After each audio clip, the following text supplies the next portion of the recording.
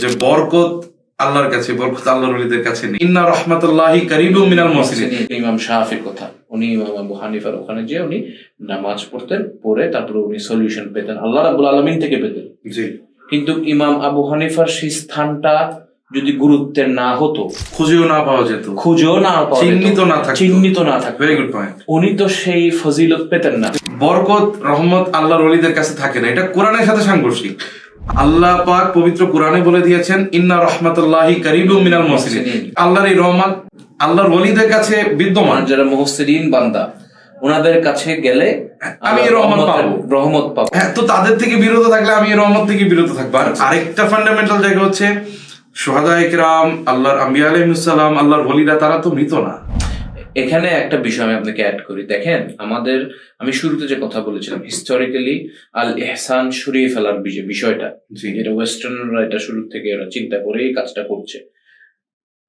এখানে বর্তমান যে পার্সপেক্টিভ দেওয়া হয় সেটা হচ্ছে আফটার ইউ ডাই ফিনিশ। মুসলমানরাই, অন্য ধর্মের কথা বলছেন, মুসলমানরা মরে গেছে, শেষ, ওরা কিছু নেই, ফিনিশ, হিজ ডান। ঠিক আছে, তো এটাই তো পার্সপেক্টিভ। মৃত ব্যক্তির কাছে আমি কেন যাবো? সে তো মৃত, সে মারা গেছে। হ্যাঁ, তার সাথে আমি কেন কথা বলবো? তার সাথে কেন আমি যদি আপনাকে বলি, আপনি যদি এখন একটা মানুষকে দেখেন যিনি একটা কবরে যে কবরের সাথে কথা বলছে, আপনি বলবেন না সে উন্মাদ, সে পাগল? জি।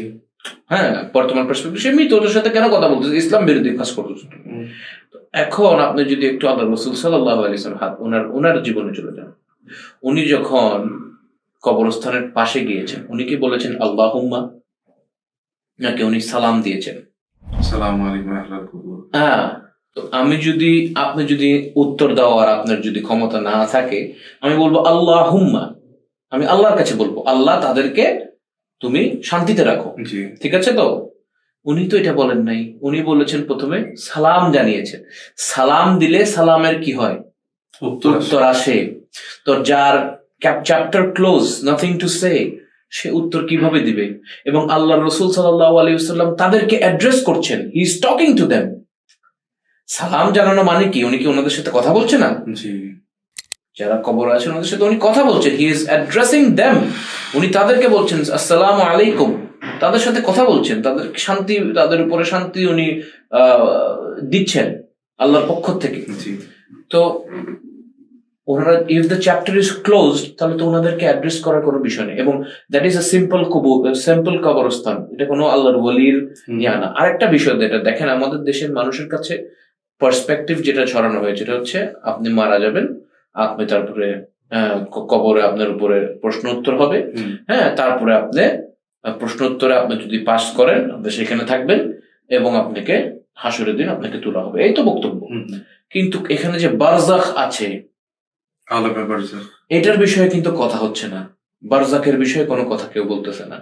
যারা আল্লাহর সত্যিকারের বান্দা, যারা আল্লাহর দ্বীনের পথে পৃথিবী থেকে ঈমান রেখে যারা পৃথিবী থেকে বিদায় নিয়েছেন, যাদেরকে আল্লাহ আলোকিত করেছেন, তারা সেই কবরে শুয়ে থাকবে না। তাদেরকে বারজাখের সেই জমিনে তাদেরকে জায়গা দেওয়া হবে। সেইখানে তারা আল্লাহর বাকি বান্দারা যারা আছেন তাদের সাথে তারা সেখানে রিজাইড করবে, সেইখানে তারা থাকবে। সেইখান থেকে তারা এই দুনিয়ার বিভিন্ন জিনিস দেখতে পাবে। বারজাখের বিষয় হাদিস শরীফে আছে, বারজাখের বিষয় প্রচুর। আপনারা যারা ভিডিও দেখছেন, আপনারা, আমি এক্সাক্ট রেফারেন্স দিতে চাইলে দিতে পারি, আমাদের সামনে হাদিসের কিতাবও আছে। আমি চাচ্ছি আপনারা নিজেরা সার্চ করবেন, বারজাখ লিখবেন, বুঝবেন, জানবেন, এগুলো জানার দরকার আছে। কিছু কিছু আমি ট্যাগলাইন কথা বলে দিলাম, এই জন্য আমি সত্যি বলছি তা না। আপনারা নিজেরাও একটু কাইন্ডলি রিসার্চ করবেন। রিগার্ডলেস, যেটা আমি বলছিলাম, তো ওনারা কিন্তু শুনছেন, ওনারা উত্তর দেওয়ার ওনাদেরকে ক্যাপাবিলিটি আল্লাহ দিয়েছেন।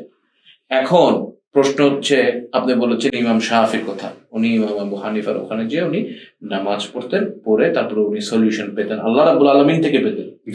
কিন্তু ইমাম আবু হানিফার সেই স্থানটা যদি গুরুত্বের না হতো, খুঁজেও না পাওয়া যেত, চিহ্নিত না থাকতো। Very good point. উনি তো সেই ফজিলত পেতেন না।